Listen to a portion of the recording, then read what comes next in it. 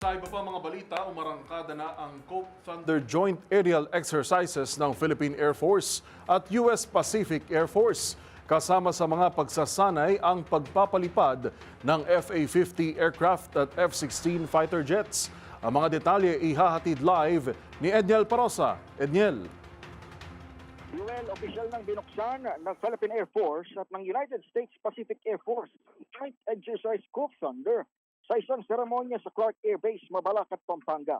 Kasabak sa area drills ang halos 1,000 pwersa ng mga suntalong Pilipino at Amerikano ilang linggo bago pa man ang nasabing paligatan exercises ngayong taon.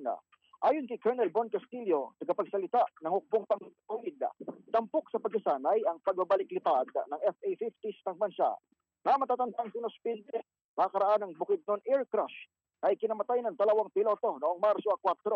Sabi ni Castillo sa isang pulong balitaan na natapos na ang investigasyon sa naturang insidente at hindi ito dulot mechanical failure. Pakinggan natin si Colonel Castillo.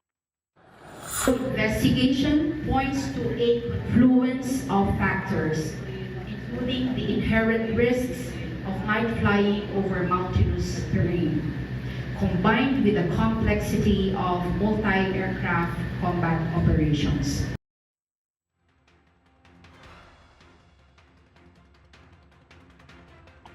Gagamitin din sa aircraft maneuver sa tactics ang Super Tucano S-76A at Black Hawk helicopters ng Philippine Air Force. Sa bahagi naman ng US, nagpadala ito ng 12 unit ng F-16 fighter jets na una nang napabalitang pinayag ibenta sa gobyerno ng Pilipinas. Maliban sa dalawang pwersa, sinabi ng Air Force na ito ang unang beses na mag-host ng bansa na observers mula Malaysia, Thailand, Australia, Japan at Indonesia.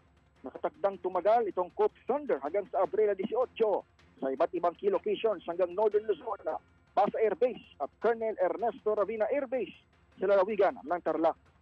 Para sa MBC TV News, ito si Edniel Parosa ng Leader H. Una sa Pilipinas, una sa Pilipino. Maraming salamat, Edniel Parosa.